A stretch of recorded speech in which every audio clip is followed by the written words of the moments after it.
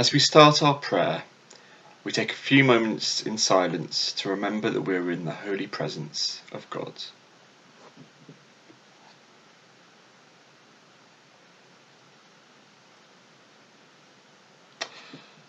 I think time spent in quiet to stop and be is important. As Lasallians, we use the silence to seek God's presence, and the stillness we create helps us to do that in a way that is far more difficult when things are noisier or busier. Looking for God is something that we can all do, but in particular, it is something done by the prophets in the Bible. Normally when we think of prophets, we think of people who can see into the future, like they have a crystal ball or can read tea leaves or something like that. In fact, it's far more accurate to say that prophets are those who can see things clearly in the present, rather than being able to see things in the future. They read the signs of the times and react to them by teaching others about what is happening. We could probably all think of someone in our lives who seems slightly ahead of the curve, perhaps. They might know the latest band before anyone else does. They might be the first person to download a new social media app. And then they tell other people about it and it kind of spreads. Sometimes we call these people early adopters. But more importantly, I think in history, there were lots of great women and men who were ahead of others. They showed bravery, and these people are also prophets. They saw what was happening and what needed to change to help society. They read the signs of the time and they acted.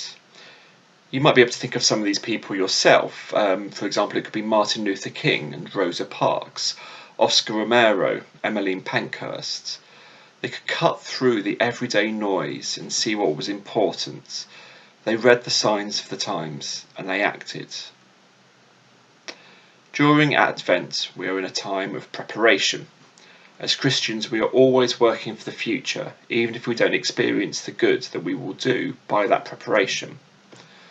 What we can try and do is look around us in quiet reflection and thought and try and be a prophet, to try and see what needs changing, judging the signs of the times, and work towards doing so to make that change for others. Please pray with me. Lord, help us to find time to be in prayer with you and to help reflect on our lives, to cut through distractions and worries and concentrate on what is important. Lord, hear us.